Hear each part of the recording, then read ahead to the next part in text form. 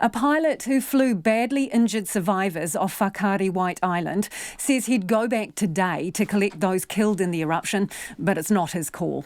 Tim Barrow from Volcanic Air flew to Whakaari White Island immediately after the volcano blew, and along with two other crews from Kahu helicopters, he found and ferried back sightseers caught in Monday's eruption. One of Tim's own pilots was on the ground with 4 tourists at the time the volcano went up. When he heard about the eruption from fellow pilot Mark Law, he headed straight to the island where he landed in the crater. Between ourselves and Kahu, which is Mark's business, we have 4 helipad structures on the crater floor, which we use, and I landed on one of those, and yeah. And what could you see from that point onwards? From there, I got out of the aircraft and initially asked Graham, or we call him Hoppy, to just stay with the aircraft. I could see the Kahu crew who were up in the middle of the crater. I raced up there and they pointed me in the direction of one of the survivors.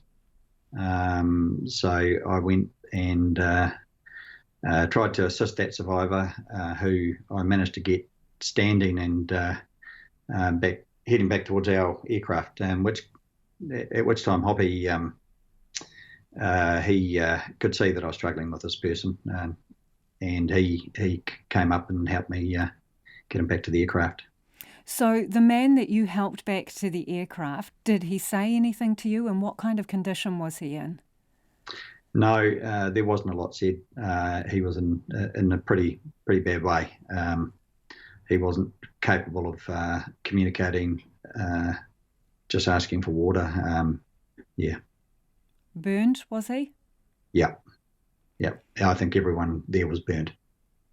Could you see other people around him? No, he was the only person in that location, and once we'd relocated him back to the aircraft, we went back up to where the Kahu team were, which is where at that stage most of the other people were in that location. So there were some deceased bodies there, and also some survivors. That was where I think we, between the 3 helicopters, we evacuated 12 people, and we evacuated 11 from that site, plus the one I had back on the platform with my aircraft. How were they? Were any of them able to speak to you?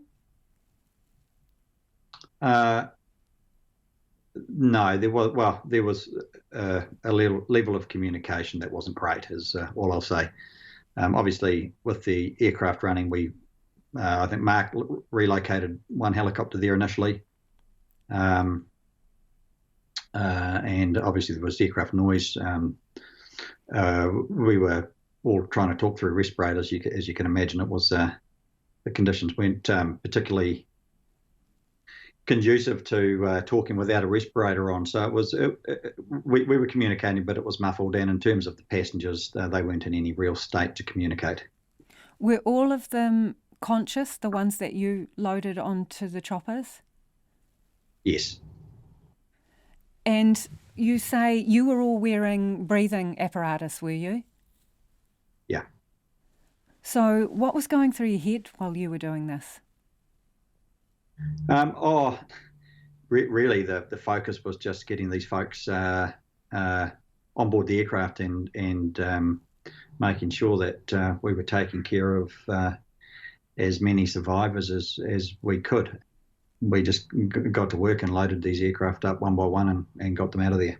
We know that there are 8 people who are unaccounted for.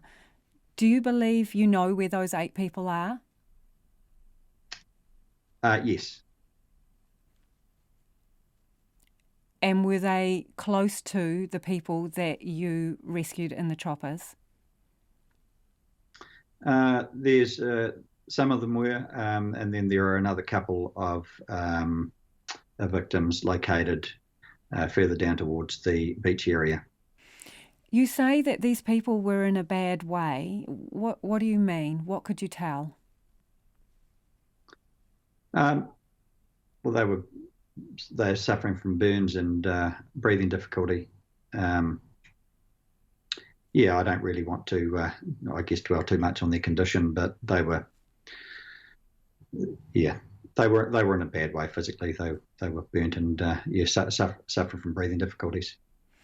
So we know there is this other helicopter that a number of people will have seen in the footage. Is that one of your helicopters on the island still? The damaged aircraft? Yes. Yes, that is. So who was on that? We had a pilot and 4 passengers on that aircraft. They weren't with the aircraft when the eruption happened. They were a little bit more fortunate in that they were in the final part of their tour and were down by the beach area. And so how did they get off the island? They got off by boat. So they were evacuated pretty quickly. And the pilot, Brian, and 2 of the passengers escaped in a pretty good shape. They managed to get into the water. We have got 2 other passengers that were in a more serious condition. And do you know where they are now? Are they in one of the hospitals? They're in one of the hospitals, yeah. We're still in contact, and but it's difficult to get information out of the hospitals at the moment, as you can imagine. So your helicopter was on a landing pad that's near to the water. What happened to it during the blast? And can you tell us a bit? I mean, how much does this thing weigh? About 1.3 tonnes is its empty weight. So as it sits on the pad there, a little bit over 1.3 tonnes, maybe 1 plus fuel, another couple of 100 kilos of fuel still on board at that stage, maybe 250 kg, so 1.5 tonnes. So it's obviously been a fair force that's moved that aircraft that was actually shut down and parked. So after you had loaded the people into the 3 choppers, did you make a decision that there was no one else that you could help? Yeah. So the first 2 went out on lots of 5. At that stage, Mark and Jason had gone with 2 loads of 5 in Kahu's aircraft. I was left there with my machine. There were 2 survivors left, 1 which was already in my aircraft that we'd relocated from where our helipads are up into the centre of the crater. I moved my machine up there to pick up the remaining survivor there, and Tom from Kahu, who had been on the ground for a while, and the other guys had assessed that there were no more survivors at that stage. We had another aircraft arrive, and when I departed with what were 2 survivors at that stage and my crewmen, they did another search of the crater floor, looking for any more survivors, established there were no more survivors, and before they departed the island. So the second person that you loaded onto your helicopter, where were they? They were in the centre of the crater. When you took off, you had 2 people alive on board. What happened during the journey home? Where did you head to? We headed to Whakatane, and one of those people passed away on that flight. I think all of those helicopters on the flight back lost a passenger. Yeah. That must have been an excruciating trip back. It wasn't a great trip, but we were focused on getting them back. And to be fair, I certainly probably didn't. I knew he was they were in a bad way. I didn't appreciate that they had passed away until I was actually on the ground at Whakatane. I imagine while you were doing this, you were just getting the job done. Now that you've had a bit of a chance to think about it, what do you make of it all? I don't know, to be honest. It's I still think we got the job done, and it's just a pity we couldn't get the other victims off the volcano. But I think, in reflection, I'm just pleased that we managed to get those that we could off, and those survivors. Did you give any consideration to going back for the people who were there? Was there any discussion about that? No, at that stage, the authorities had shut it down, so we weren't going anywhere at that stage. So Tim, did they ask you to stand down after you got back with your passengers? Well, once again, it's a little bit of a blur now, as you can appreciate. We shut down at the time. We knew at that stage there were no more survivors on the volcano, so it was a time to, I guess, reassess, and then those decisions really got passed out of our hands. We've offered help. We've offered our local knowledge to the police if they want that, in terms of locating and recovering the remaining victims on the volcano, but that's a process that's beyond our control now. Would you be comfortable going back today? I think yesterday would have been a better day. Yeah, I'd go back. I think it would be a relatively quick operation to recover those victims off the island.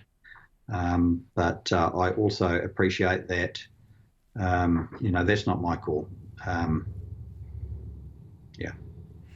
What made you go in the first place? What in you said, right, this thing has happened, I'm going there now? Well, we had passengers and a pilot on the island, and we were getting information that there were other people out there. We were incredibly concerned for their safety and their welfare. It wasn't a hard decision to go, and the very first decision was really based around getting closer to the action and assessing the conditions as we went. And we were pretty fortunate in the fact that we had established good lines of communication that allowed us to make some good decisions on the way out there. I'm very grateful to John Fennell, who stood on station and relayed information to us. I'm incredibly grateful to the Kahu team and Mark and his guys there, who also gave us further information as we approached the volcano about the conditions, and that gave me the opportunity to assess it before I flew in. So we had good lines of communication. We were able to assess the risk, and we were able to make a pretty informed decision about landing inside that volcano. What do you need now after going out there and doing what you did and seeing what you did? What do you need? I'd love to get those remaining victims off there. That's really the key now. Get them back to their families. That would be my biggest priority on my wish list. And then we'll worry about the rest after that. One of these days we'll get that aircraft out there back. That'll happen when it happens. So I'm not worried about that. And it's been a challenging couple of days, but we'll just see what the days ahead and the weeks ahead bring, I suppose. Do you think those victims should be off there by now? Oh, I wish they were. I wish they were. Once again, I appreciate people are making decisions that they think are the right ones. However, I also believe that sometimes you just got to act.